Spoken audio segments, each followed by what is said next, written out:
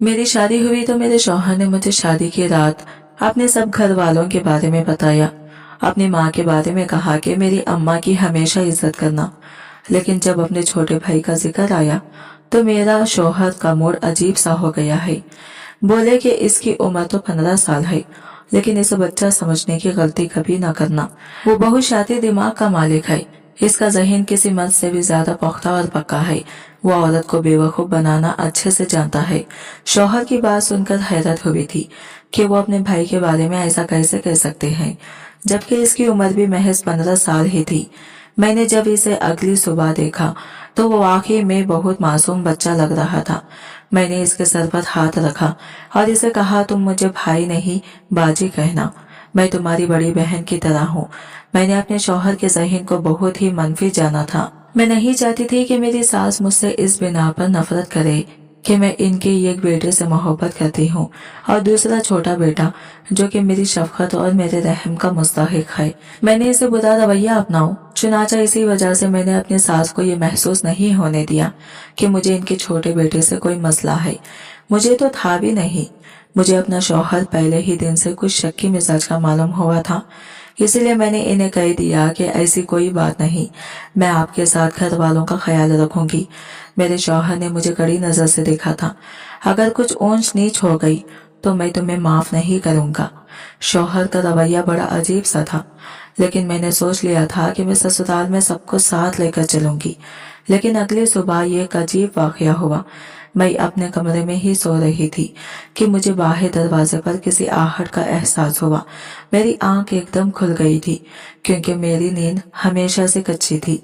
मैंने देखा तो बाहर एक साया सा लहराया, लेकिन जब उठकर बाहर आई तो वहां कोई भी नहीं था।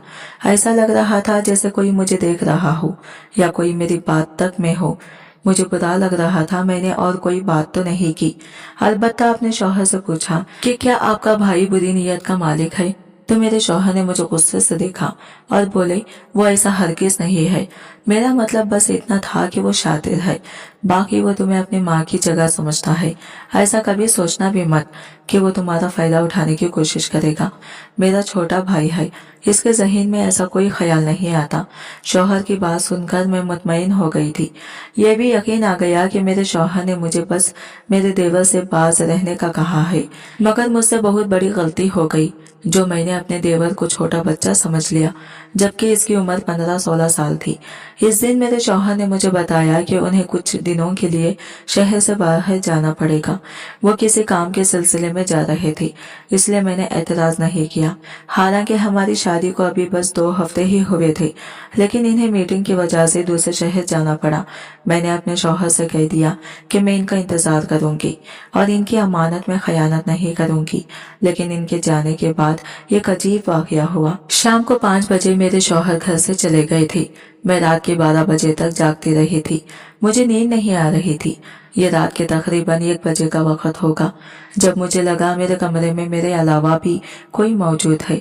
दरवाजे पर हल्की सी चिड़चिड़ाहट हुई थी। मैंने ज्यादा गौर नहीं किया क्योंकि मैंने दरवाजे को अंदर से लॉक लगा लिया था। ऐसा तो हो ही नहीं सकता था कि कोई दरवाजा खोलकर अंदर आ जाए, क्योंकि इसके कमरे की चाबियां सिर्फ मेरे पास थी। लेकिन ऐसा हो चुका था, कोई मेरे कमरे में आ गया था और अब मुझे हैरत हो रही थी कि वो कौन है। अब तो मेरा शक बस जिन भूत की तरफ ही जा सकता, लेकिन ऐसा कैसे हो सकता था।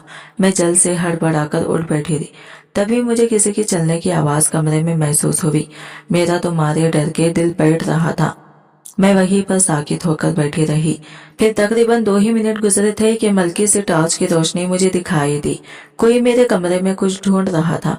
मुझे तो सांस रुकती हुई महसूस हो रही थी, क्योंकि चोर और डाकू का तस्वुर आते ही मेरा दिल हमेशा ही कांप जाता था, और आज तो ऐसा हकीकत में हो रहा था। मैं अपने बेड पर यूं साकित बैठी रही जैसे अगर बिल्ली तो कोई गोली मेरे वजूद से आर पार कर देगा। और फिर जैसे ही इस वजूद ने दरवाजे की तरफ कदम बढ़ाए, मेरा शक यकीन में बदल गया। वो कोई चोर ही था। पीछे मैंने हल्की सी चीख मारी और फौरन उठकर कमरे की रोशनी ऑन कर दी, लेकिन मेरी हैरत की इंतहा न रही जब चोर मेरे कमरे से निकलकर सीधा मेरे देवर के कमरे की तरफ जाता हुआ महसूस हुआ। मैं चीखती हुई बाहर आ गई। मैंने अपनी सास को भी बुलाया, इन्हें बताया कि मेरे कमरे में एक चोर आया था। और अब वो मेरे देवर के कमरे में चला गया है। मेरी सास को यकीन नहीं आ रहा था। बोले कि ऐसा कैसे हो सकता है, घर के सभी दरवाजे बंद है, चोर आता तो मेरे भी कमरे में आता, और फिर अगर डाका डालने की नीयत ही होती तो इतने आराम से क्यों आता। चोर और डाकू किसी से डरते नहीं होते, वो तो बस हमला कर देते हैं। मैंने अपने सास से लाइल्मी का इजहार किया। कहने लगी कि तुम्हें खामखा हम हवा है। मैंने कहा चलकर आप अपने बेटे का कमरा तो देख लें, ऐसा ना हो कि चोर इसके कमरे में इसे बरगमाल बनाए बैठे हों। मेरी सास के जहन को ये बात जाकर लगी। उन्होंने कहा कि ये सही बात है। फिर मैं और मेरी सास मेरे देवर के कमरे में चले गई। कमरे का दरवाजा बंद था। सास ने कमरे का दरवाजा जोर से बैठा। मेरे देवर ने आंखें मलते हुए दरवाजा खोला। क्या बात है अम्मा, रात के इस पहर मुझे क्यों जगा रही हो? बेटा तुम्हारे कमरे में कोई और तो नहीं? मेरा देवर गुस्सा हो गया। अम्मा दिमाग मत खराब करो, मेरे कमरे में और कौन होगा? क्या मैं तुम्हें ऐसा लगता हूँ कि कोई लड़का भगा कर ले आऊंगा? अरे नहीं बेटा, ऐसी कोई बात नहीं, मेरी सास ने कहा, और फिर देवर के कमरे का दरवाजा बंद हो गया। उन्होंने मुझसे यही कहा कि ये तुम्हारा वहम होगा, कोई तुम्हारे कमरे में क्यों कर आ सकता है। मेरी परेशानी तो हदों को छू रही थी। सोच भी नहीं सकती थी कि इस छोटे से अमल के पीछे कितनी घिनौनी कहानी छुपी होगी। मेरी खामोशी के पीछे बहुत बड़ी वजह थी। मैंने सोच लिया था कि अब मैं इस घर पर नजर रखूंगा, कौन मेरे कमरे में आता है जाता है इसका भी पता लगाऊंगा। किसी के पास मेरे कमरे की चाबी है ये भी मुझे मालूम होना चाहिए। लेकिन इस हद तक पहुंचते पहुंचते मेरे साथ क्या से क्या हो जाएगा, ये तो मैंने सोचा ही नहीं था। अगली सुबह मेरा शौहर भी अचानक से घर आ गया। हालांकि वो एक हफ्ते का कहकर गए थे। मैंने इन्हें घर में देखा तो मैं हैरान हो गई। पूछ डाला आप कैसे आए, वो भी मुझे इतला किए बगैर। बहरहाल मुझे आपके आने की खुशी हुई, मैंने ये कहा था। लेकिन शौहर की आंखों के तेवर बदले हुए थे। ऐसा लग रहा था जैसे वो मुझ पर भरोसा न करते हो, मुझे शक की नजर से देख रहे थे। तुम्हें मेरे आने की खुशी तो नहीं हुई लगता है, मेरे शौहर ने मशकूक अंदाज से मुझे देखते हुए कहा था। क्यों नहीं होगी खुशी, मैं आपसे मोहब्बत करती हूँ, मैंने कहा तो उन्होंने तंजिया नजर मुझ पर डाली और बोले चलो बाहर चलो, सब लोग हमारा इंतजार कर रहे होंगे। वैसे भी तुम तो बहुत मशहूर औरत हो, तुम्हारा इंतजार तो बहुत लोग करते हैं। मैं अपने शौहर की बात का मतलब नहीं समझी थी। इनकी ये बातें बहुत ही अजीब थी। पहले ही दिन इतना शक मैंने दिल में सोचा, क्या आपको मैं अच्छी नहीं लगती? मेरी बात सुनकर शौहर ने खास जवाब नहीं दिया। फिर हम लोग बाहर आ गए। मेरी सास का मूड भी बिगड़ा हुआ था। मैंने इनसे हंसकर बात करने की कोशिश की, पर उन्होंने खातिर ख्वाह जवाब नहीं दिया। मुझे अजीब लग रहा था। मेरी सास तो बहुत खुश दिल औरत थी। उन्होंने कभी ऐसा चेहरा मेरे सामने नहीं बताया था, लेकिन आज वो भी बहुत ही ज्यादा परेशान और मुझसे खफा लग रही थी। मैं भी चुप हो गई। मेरी सास को महसूस हो गया कि मुझे इनका रवैया बुरा लगा है। तभी वो मेरे पास बैठी और कहने लगी, बेटे मैं तुम्हें एक बात समझाना चाहती हूँ। औरत की वफादारी सबसे ज्यादा अहम होती है। वो जब वफादार नहीं रहती तो कुछ भी नहीं रहता। इसे अपनी वफादारी साबित करना पड़ती है। मुझे उम्मीद है कि तुम भी बाकी हर चीज को भुलाकर अपने शौहर के साथ वफादार रहोगी, क्योंकि जिंदगी में अपने शौहर से ज्यादा अहम कुछ भी नहीं होता। ये बात सुनकर मेरा ज़हन बुरी तरह से उलझ गया था। आखिर मेरी सास मुझे क्या कहना चाहती थी, मैं ये समझी नहीं थी। मैंने इनसे पूछने की कोशिश की, पर उन्होंने वजाहत देना मुनासिब नहीं समझा। मेरे ज़हन में हजारों लाखों अंदेशे उठ रहे थे। कोई तो बात है जो मेरी सास मेरे साथ ऐसी बातें कर रही है। अब दिल परेशान था, लेकिन एक बात जो देखने वाली थी। नाश्ते की मेज पर बैठा मेरा देवर मुसलसल मुस्कुरा रहा था। इसकी मुस्कुराहट ऐसी थी जैसे इसने बहुत बड़ा मारका फतह कर लिया हो। मेरी नजरें इससे चार हुई तो इसने फातिहाना मुस्कुराहट के साथ मुझे देखा। मैं समझ गई थी कि जरूर इसके पीछे कोई ना कोई मेरे देवर की भी चाल है, क्योंकि बिला वजह तो मेरी सास इस तरह रवैया इख्तियार नहीं करती थी। मैंने सोच लिया था कि अब मैं अपने देवर पर भरोसा कभी भी नहीं करूंगी। इससे सख्ती से पेश आऊंगी। इससे कोई ऐसी बात नहीं करूंगी जिससे वो मेरी कमजोरी बना सके। थोड़ी देर बाद वो खुद ही मेरे पास आ गया। बोला कि भाई मुझे आपसे 1000 रुपये चाहिए। मैंने गुस्से से इसकी तरफ देखा। तुम्हें क्या लगता है मैं कोई बेवकूफ हूँ जो तुम्हें पैसे दूंगी? मेरे पास अपनी शादी की सलामी के पैसे हैं, वो तो मैं बस अपने अम्मा अब्बा को दूंगी। मेरी बात सुनकर वो हंस पड़ा। क्यों आप अपने देवर को नहीं देंगे?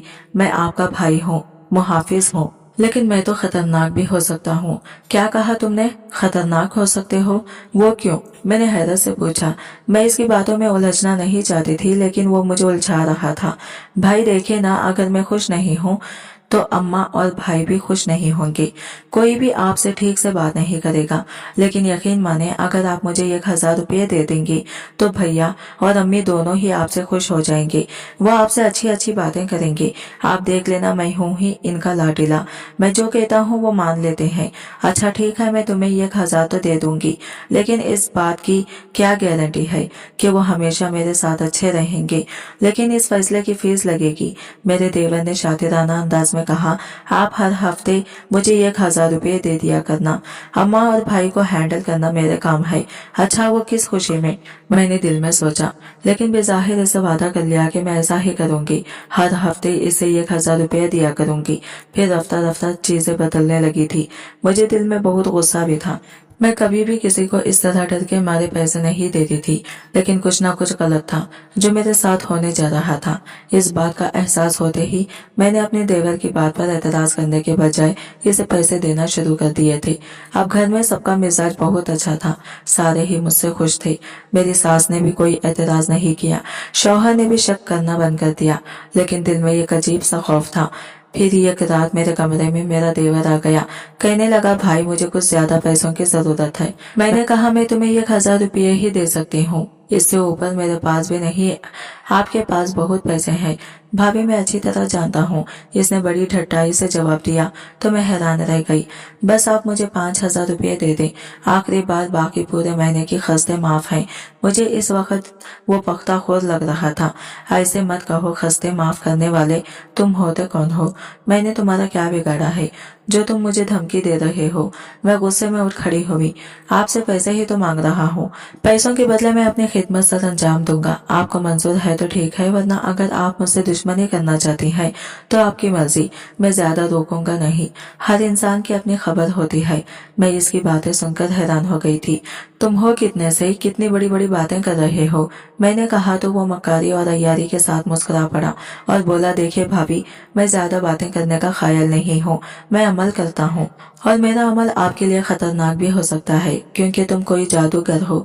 मैंने इससे पूछा, जादूगर नहीं हूँ, लेकिन मैं जो करता हूँ जादू से बड़ी तबाही फैला सकता हूँ, ये आप जान लीजिए। ये कहकर वो तो चला गया। इसने मुझे शाम तक का वक्त दिया कि मैं इसे 5,000 रुपये दे दूं, वरना मैं नताइज के जिम्मेदार खुद होंगी। मैं इस बात को भूल भाल गई थी। शाम के वक्त मेरा काम वाली मेरे पास आई और बोली, आपको सासू माँ बुला रही हैं, ऊपर छत पर चली जाए। मेरी सास अक्सर चाय के वक्त मुझे अपने पास बिठाकर अपनी पुरानी बातें सुनाया करती थी। इसी वजह से मैं इनके पास बैठती, इनसे बहुत कुछ सीखती और इनके दिल का बोझ भी हल्का हो जाता। लेकिन आज मेरी सास छत पर चली गई थी। ये बात अजीब थी। शाम के वक्त वो मुझे भी छत पर जाने से मना किया करते थे कि अक्सर जिन्नात वगैरह मगरिब के बाद ही घरों से निकलते हैं। सो नई नवेली दुल्हनों को छतों पर या फिर ऐसे खुले माहौल में जाने से ग्रेस करना चाहिए। तो फिर आज मेरी सास ने रात के 8 बजे मुझे छत पर क्यों बुलाया था? ये बात हैरान कर देने वाली थी। लेकिन अभी 7:55 हो गए थे। मैंने सोचा मैं जल्दी से ऊपर जाकर देख लेती हूँ, 2-4 बातें भी हो जाएंगी, वजह भी मालूम पड़ जाएगी। लेकिन जैसे ही मैं छत पर गई, छत का दरवाजा पीछे से बंद कर दिया गया। मुझे समझ आ गई थी कि कुछ गलत हो रहा है, लेकिन मैंने चीखना चिल्लाना मुनासिब नहीं समझा। 2 मिनट ही गुजरे थे कि छत की दीवार फलांकर एक शख्स मेरे सामने आ खड़ा हुआ। मैं इसे वहां देखकर हैरान थी। अजहर, तुम मेरे मुंह से निकला। हाँ, मुझे तुम्हारी बहुत फिक्र हो रही थी। बताओ तुम अब कैसी हो? मैं तो बिल्कुल ठीक हूँ, पर तुम यहाँ क्यों आए हो? खुदा के लिए यहाँ से चले जाओ। अभी मैं ये कह ही रही थी, छत का दरवाजा खुला। साथ ही अजहर दोबारा दीवार फैलाकर वहां से चला गया। तुम किससे बातें कर रही थी? मेरे शौहर ने आंखों से शोले बरसाते हुए मुझसे पूछा। मैं तो किसी से भी बात नहीं कर रही थी, मैंने इनसे कहा, और साथ ही मेरी तो जबान कांपने लगी। मेरे कदम लड़खड़ाने लगे। मैं जमीन पर गिरते गिरते बची। मेरे शौहर ने मुझे संभाला और मुझे उठाकर नीचे ले गए। मेरी तबीयत वाकई में खराब हो चुकी थी। मुझे हॉस्पिटल ले जाया गया। मेरे हाथ पांव ठंडे पड़ गए थे। मेरे शौहर को लगा शायद मैंने कोई जिन भूत देख लिया है। लेकिन डॉक्टर ने हमें खुशखबरी सुनाई कि मैं उम्मीद से हूँ। यह खबर सुनते ही मेरे शौहर का सारा गुस्सा तो दूर हो गया, लेकिन मेरे जहन से बात नहीं निकली कि जब मेरी सास भी छत पर नहीं थी तो मुझे मेरी कामवाली ने छत पर क्यों भेजा। अगले ही दिन मैंने इसे बुलाकर पूछा कि तुमने ऐसा क्यों किया था, किसके कहने पर किया था। बोली कि मुझे माफ कर दे, मैं आपको नहीं बता सकती। मेरे जहन में बार बार अजहर का ख्याल भी आ रहा था। सोचा कि अब तो वैसे भी मुझे मैके जाना पड़ेगा, अजहर से वही जाकर पूछ लूंगी कि वो मेरे ससुराल आखिर क्यों कर आया था, क्या वजह थी कि वो बार बार मुझे तंग कर रहा था। एक दो बार पहले भी इसने मुझसे बात करने की कोशिश की थी। सो मैं अपने घर से निकल पड़ी। मेरे शौहर ने मुझे इजाजत दी थी। वो मुझे खुद लेकर मेरी अम्मा के घर आ गई। मेरी अम्मा मेरी खुशखबरी सुनकर खुद भी खुल उठी थी। इनके यहाँ औलाद नहीं हो रही थी, यानी मेरे भाई की शादी के बाद अभी तक मेरी अम्मा को औलाद की खुशखबरी नहीं मिली थी।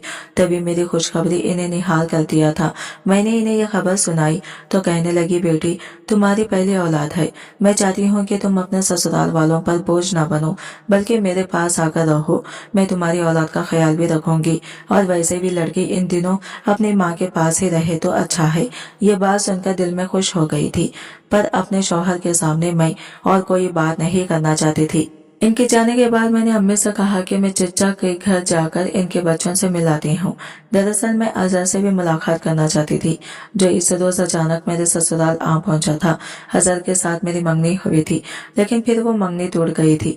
इसकी वजूहात मुख्तलिफ थी, लेकिन हम दोनों को इस बात पर कोई एतराज नहीं था।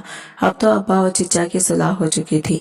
हमारी मंगनी इनकी लड़ाई की नजर हो गई थी, इसलिए हम एक नहीं हो पाए थे, लेकिन दोनों एक दूसरे की इज्जत करते थे। मैं इनके घर गई। अजहर मुझे देखते ही बहुत खुश हुआ और कहने लगा, क्या बात है, अब तुम ठीक हो? मैंने कहा, हाँ मैं तो ठीक हूँ, लेकिन तुम ऐसी बातें क्यों कर रहे थे और इस रात मेरे घर क्यों आए? अगर मेरा शौहर देख लेता तो वो क्या सोचता? क्यों इसे सोचने देना था ना? वैसे भी वो तुम पर इतना जुल्म जो करता है। अजहर ने बड़ी दुखी लहजे में कहा, जुल्म करता है? ये तुमसे किसने कहा? मेरी बात पर वो मुझे हैरत से देखने लगा। क्या हो गया है फाकरा, तुम मुझसे रोज बात करते हो, ये देखो तुम्हारे मैसेजेस हैं मेरे पास। ये सुनकर मेरे तो कदमों तले से जमीन निकल गई। मैंने इसके हाथ से इसका मोबाइल लेकर देखा तो इसमें वाकई में कोई मेरे नाम से इसे मैसेज कर रहा था, बातें कर रहा था, कह रहा था कि मैं यहाँ खुश नहीं हूँ, मुझे आकर ले जाओ। मेरी अम्मा अब्बा को भी इतला कर दो कि मेरी जिंदगी जहन्नम बनी हुई है। मैं हैरान रह गई कि ऐसा मैंने कब कहा। मैंने अजहर से कहा कि तुम इस नंबर पर दोबारा मैसेज करो। इसने मेरे सामने ही मैसेज किया तो फौरन जवाब आ गया। मैंने कहा, देखो मैं तो तुम्हारे सामने खड़ी हूँ, अगर ये मैं होती तो फिर मैं ही तुमसे बात कर रही होती, लेकिन ये कोई और है। मैं अपने देवर पर ही शक कर रही थी। मेरा शक बिल्कुल सही निकला, क्योंकि जब अजहर ने नंबर पर फोन करने की कोशिश की तो इसने नंबर नहीं उठाया। कहा कि मैं अपने मैके में हूँ, मुझसे वही आकर मिल लो। मैं समझ गई थी कि ये बातें सिर्फ और सिर्फ मेरा देवर ही कर सकता है। अजहर मेरी इज्जत करता था। मैंने अजहर से कह दिया कि तुम आइंदा इस नंबर पर कोई राबिता नहीं करना, और इस शख्स को भी अच्छे से समझा दो कि हमारा ऐसा कोई ताल्लुक नहीं था। मेरे देवर पर मुझे हैरत हो रही थी, ये राज इसके हाथ लगा ही कैसे? सही बात तो यह है कि मैंने इसे बच्चा समझ लिया था, जबकि वो बच्चा नहीं, यह खतरनाक दुश्मन था जो चंद रुपयों की खातिर कुछ भी कर सकता था। इसलिए अब मैं अपने देवर से बहुत मोहतात रहती हूँ। आज की वीडियो कहानी आपको कैसी लगी कमेंट करके जरूर बताएगा, और वीडियो अच्छी लगी है तो लाइक शेयर जरूर कीजिएगा, हमारे चैनल को सब्सक्राइब करें। फ्रेंड्स, मिलते हैं अगले नई वीडियो के साथ, तब तक के लिए बाय बाय, टेक केयर, अल्लाह हाफिज।